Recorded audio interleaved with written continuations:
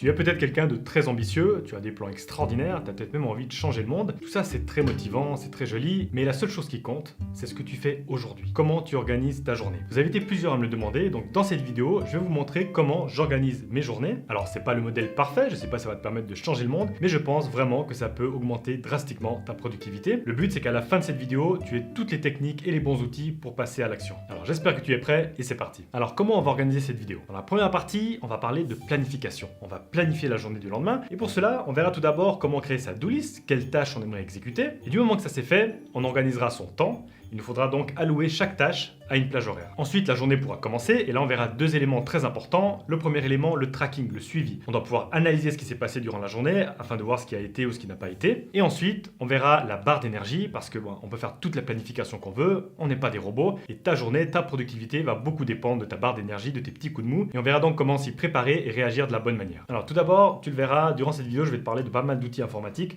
Tu peux aussi t'organiser sur une simple feuille de papier, libre à toi de faire comme tu veux.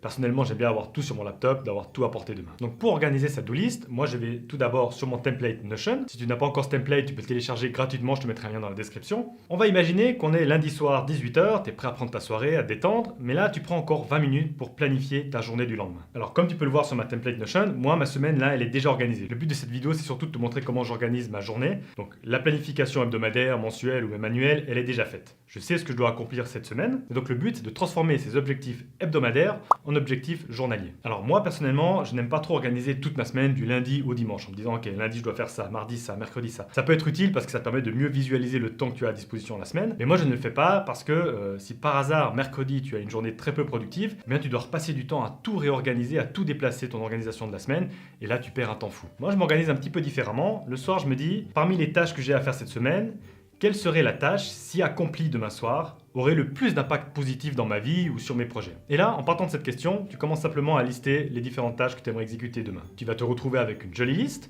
Évidemment, il faut qu'on mette un peu d'ordre dans tout ça. Et pour mettre de l'ordre, on doit mettre des priorités. Et là, je vais te présenter deux méthodes. La première méthode, la méthode ABCDE, je t'en ai déjà parlé, c'est tout simple, tu mets la lettre A à côté de la tâche prioritaire, ensuite tu mets la lettre B, tu peux même aller jusqu'à Z si tu veux. L'important c'est que tu mettes un ordre de priorité parmi toutes tes tâches. Une fois que ça c'est fait, on a un ordre de priorité, mais ça reste pas terrible parce que la liste peut être très longue. Et c'est pour ça que je vais t'introduire la règle des 3. La règle des 3, c'est un concept que j'ai lu dans le livre de Meyer, Getting Results the Agile Way. C'est un ancien de Microsoft, et dans le livre, il explique la règle. Au début de chaque jour, projette-toi à la fin de la journée et demande-toi, quand la journée sera terminée, quelles sont les 3 choses que j'aurai envie d'avoir accomplies. Écris ces 3 choses. Alors c'est similaire à la méthode ABCDE, ça reste un concept pour mettre des priorités, mais pourquoi 3? Et l'auteur Meyer explique qu'il a eu l'idée de 3 parce que quand il travaillait à Microsoft, son manager lui demandait à lui et à sa team, chaque semaine, qu'est-ce qu'ils avaient accompli. Et son manager n'avait jamais envie d'entendre 10 000 histoires différentes, il voulait juste 3 accomplissements principaux. Et c'est ça qui est magique avec le chiffre 3, c'est que 3 est assez grand pour englober assez de projets, mais c'est assez petit pour que ton cerveau puisse s'en rappeler. Et si tu remarques, on adore penser avec 3. Tu as par exemple le début, le milieu et la fin. À l'armée, ils utilisent le chiffre 3 pour que les gens se souviennent des instructions de survie. On peut survivre 3 minutes sans air, 3 jours sans eau et 3 semaines sans nourriture. La médaille d'or, d'argent ou de bronze, liberté, égalité, fraternité, le bon, la brute et le truand. Enfin bref, notre cerveau adore penser par 3. Et donc toi, dans ta liste de choses à faire demain, tu vas te forcer à sélectionner uniquement 3 missions principales. Et ces missions-là, tu les mets en gras, tu les mets en couleur. Ce soir, tu te couches avec ces 3 missions-là en tête et tu te réveilles demain matin avec ces 3 missions-là en tête. Tu verras, tu peux faire l'exercice, essaye de te rappeler de 5 missions. C'est beaucoup plus difficile. 3, c'est le chiffre parfait pour tout le temps avoir ça en tête. Je vais pas passer trop de temps là-dessus, mais en plus des tâches professionnelles, j'ai aussi une section admin. C'est là que je vais mettre par exemple payer une facture ou remplir une fiche d'impôt. Et j'ai aussi une section hygiène. C'est là que je vais mettre par exemple tout ce qui concerne le sport ou l'alimentation. Tu l'as peut-être aussi remarqué sur mon organisation hebdomadaire, j'ai en parenthèse des heures. Ça, c'est le temps que je pense que la tâche devrait me prendre. Et bien, je fais la même chose chaque jour. Je vais mettre à côté de chaque tâche le temps que l'activité devrait me prendre. Ça a deux avantages. Premièrement, ça va te permettre de réduire la liste parce que peut-être qu'après les 3 premières tâches, tu te rends compte que tu es déjà à 10 heures et donc la journée est terminée. Et ensuite, ça te force à mettre des deadlines. Si tu es étudiant par exemple, tu le sais, un examen, tu pourrais passer 1 heure comme 1 mois, on n'a jamais terminé. Donc on doit se forcer un peu à mettre des deadlines. Moi ça m'aide beaucoup par exemple pour mes scripts vidéo parce que je pourrais littéralement passer 1 mois sur un script vidéo. Donc je vais mettre par exemple en parenthèse 5 heures pour faire ce script. Je respecte pas tout le temps mais au moins ça met un peu une cadence. Et pour calculer ce temps approximatif, tu peux aussi utiliser le ratio de Fudge. Le ratio de Fudge, c'est simplement un ratio qui prend en compte la différence entre le temps que tu penses qu'une tâche va te prendre et le temps effectif. Donc par exemple si tu penses qu'une tâche va te prendre 1 heure mais qu'en réalité ça t'a pris 1 heure et demie, eh bien tu as un ratio de 1.5. Et ce qui se passe c'est que souvent, même sur le long terme, on ne corrige pas ce biais. On a tendance par exemple à tout le temps sous-estimer le temps qu'une tâche va nous prendre. Et donc avec le temps, tu vas te dire, moi j'ai un ratio de Fudge de 1.5, et donc tu multiplies ton approximation par 1.5 pour avoir une approximation un peu plus correcte. Et avant de continuer cette vidéo, une petite mention pour Notion qui sponsorise à nouveau cette vidéo. Si tu me suis depuis un petit moment, tu sais que Notion devient gentiment mon partenaire officiel. Mais ça, c'est un plaisir parce que c'est ce que je voulais travailler avec des entreprises sur le long terme. Et c'est vrai que Notion, j'utilisais Notion avant même de travailler avec eux, donc je connaissais l'outil. Et pour moi, c'est parfait de pouvoir vous parler, de mettre en avant un produit auquel je crois, auquel j'utilise réellement tous les jours. Donc voilà, si tu connais toujours pas Notion, c'est un outil pour prendre des notes. Ils sont gentiment en train de prendre le dessus sur toutes les autres applications de prise de notes parce qu'ils ont, je pense, un système très innovant. Tu peux prendre des notes toutes simples comme tu le prendrais sur Word par exemple, mais tu peux aussi créer des modèles ultra complexes. Par exemple, l'agenda qu'on utilise dans cette vidéo pour créer sa to-list, c'est une template que j'ai créée et que j'ai mis à disposition de tout le monde. Et c'est là l'intérêt de Notion, c'est que toi tu peux prendre cette template, cet agenda, et tu peux l'utiliser et surtout la modifier comme tu le souhaites. Peut-être que tu aimerais une disposition différente, peut-être que tu aimerais rajouter une page dans chaque semaine, enfin, tu peux faire absolument ce que tu veux.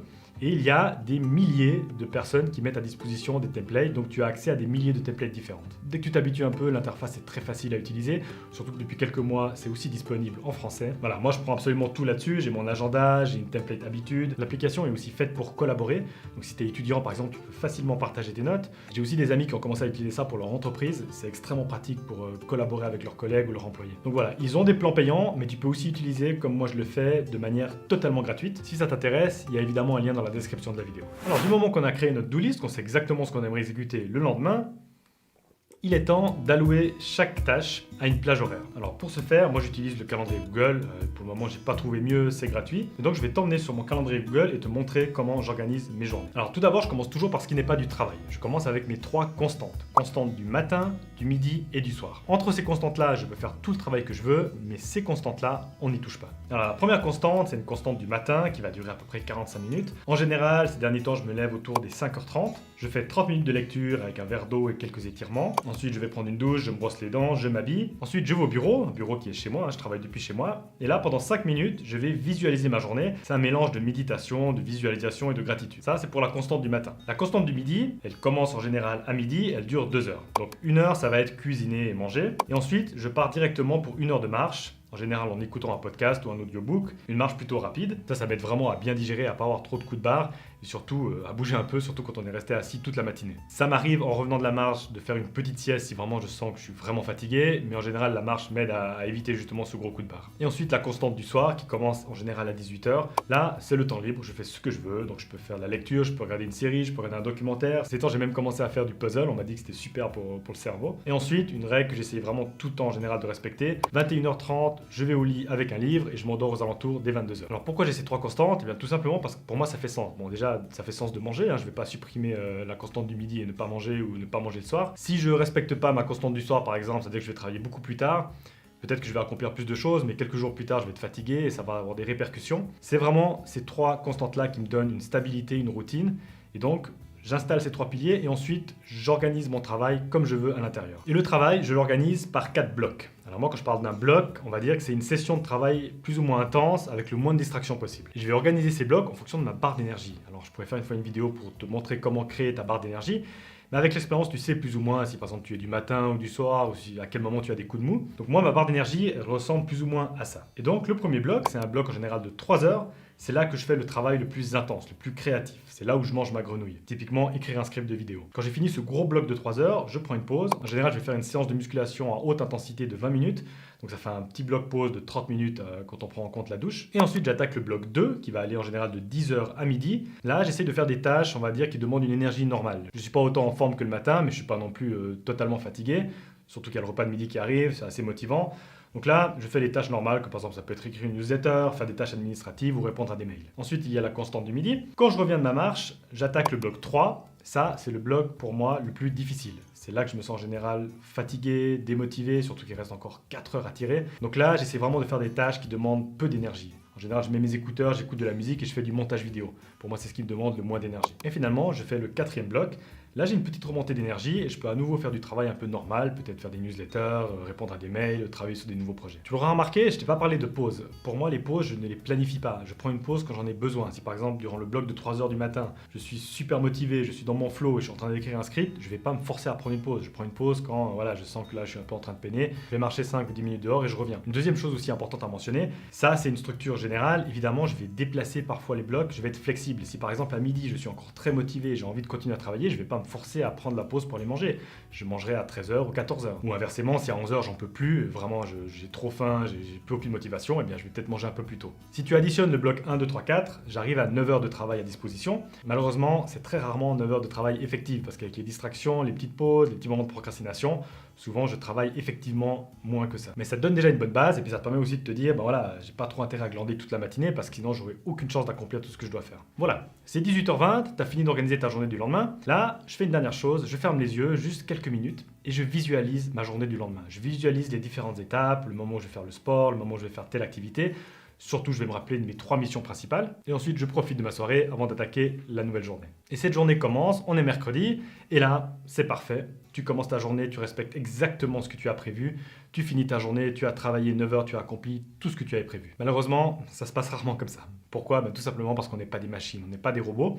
Et donc, on va voir quelques techniques pour rester le plus possible sur le droit chemin. Alors, première chose à faire, le tracking.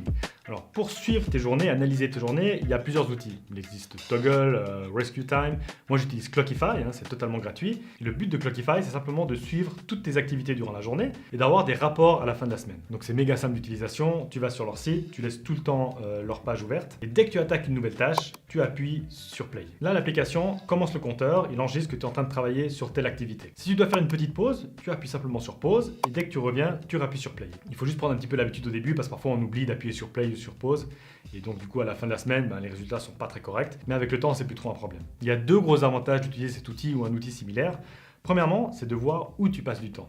Par exemple, les freelancers adorent ce genre d'outil parce que ça leur permet de voir combien de temps ils ont passé pour chaque client et de tirer des résultats et agir en conséquence. Moi, c'est cet outil par exemple qui m'a permis de me rendre compte que je passais énormément de temps sur le montage et c'est là que je me suis dit, ouais, il faut gentiment que je commence peut-être à trouver quelqu'un pour m'aider sur le montage. Et un deuxième avantage d'utiliser un outil comme ça, qui est pour moi la raison numéro 1, c'est de calculer tes heures effectives. On l'a vu juste avant, j'ai 9 heures de travail à disposition, 4 blocs qui font 9 heures. Mais c'est rarement 9 heures de travail effective. Comme je te l'ai dit, il y a plein de distractions, il y a plein de petites pauses, de procrastination, et ça fait qu'en général, on travaille beaucoup moins que ça. Donc moi, ce que je fais systématiquement à la fin de la journée, c'est que je note en italique, à côté du nombre d'heures prévues, le nombre d'heures effectives. Et le but ultime, c'est de rapprocher le nombre d'heures effectives du nombre d'heures prévues. C'est pour moi le but même de la productivité, parce que ça voudrait dire, si tu as fait 9 heures effectives et que tu avais 9 heures prévues, que tu n'as pas gaspillé de temps. Chaque heure passée au bureau était des heures de travail, et donc tu peux prendre ta soirée en étant fier de toi et en n'ayant aucun remords. Si ton objectif c'est de travailler 5 heures par jour, c'est pas un problème. L'important c'est de ne pas prévoir 10 heures à ton bureau et de travailler uniquement 5 heures, parce que là tu as réellement perdu 5 heures à procrastiner, à scroller ou à faire je ne sais quoi. Et j'aimerais maintenant aborder cette fameuse barre d'énergie. Alors avec l'expérience, tu sais si tu es quelqu'un du matin, du soir, tu sais à quel moment tu as des coups de mou. Et souvent c'est vrai que cette barre d'énergie, elle n'est ni croissante, ni décroissante, elle a plutôt tendance à faire des vagues. C'est méga important de connaître ta barre d'énergie parce que c'est ça qui va te permettre de mettre les bonnes tâches au bon moment. Si moi par exemple, le matin où je me sens très bien, je fais du montage et à 14h où je suis vraiment fatigué, j'attaque le script d'une vidéo, qu'est-ce que je vais faire ? Je vais fuir, je vais procrastiner. Et la prochaine vidéo sortira en 2025. Mais quelque chose aussi de très important avec cette barre, c'est qu'elle est un peu modifiable.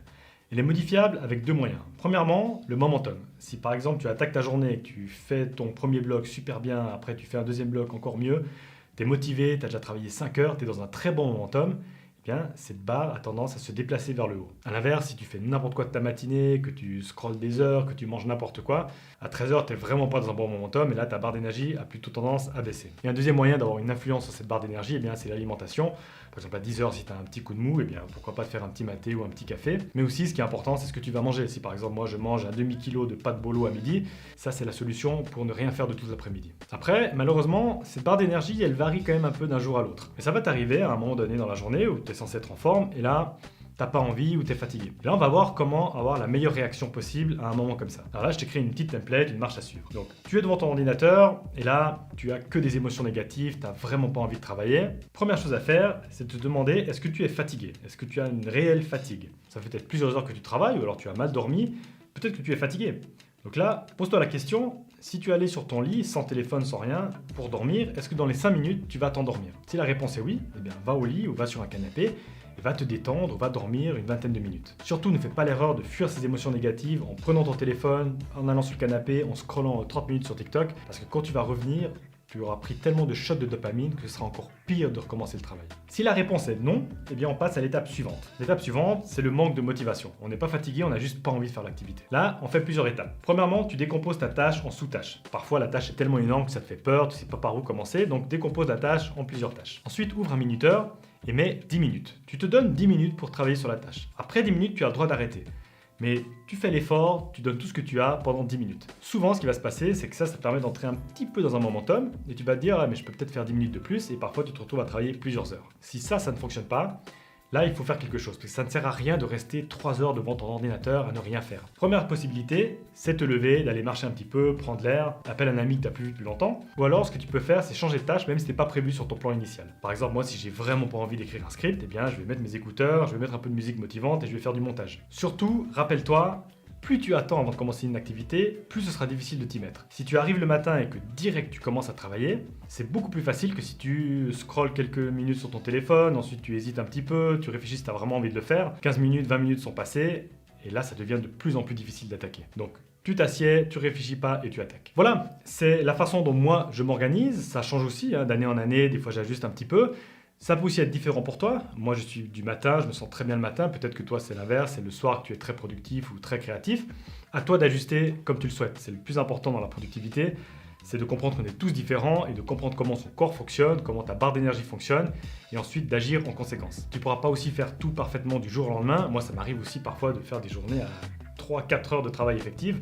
L'important, c'est de comprendre pourquoi ça nous est arrivé. Est-ce qu'on a aussi besoin de déconnecter, de prendre des vacances? Donc voilà, l'important, c'est d'apprendre de nos erreurs et de faire un petit peu mieux. Et surtout, n'oublions pas, progresser ne se fait pas avec une grande révolution, mais à coup de petits changements. Ciao.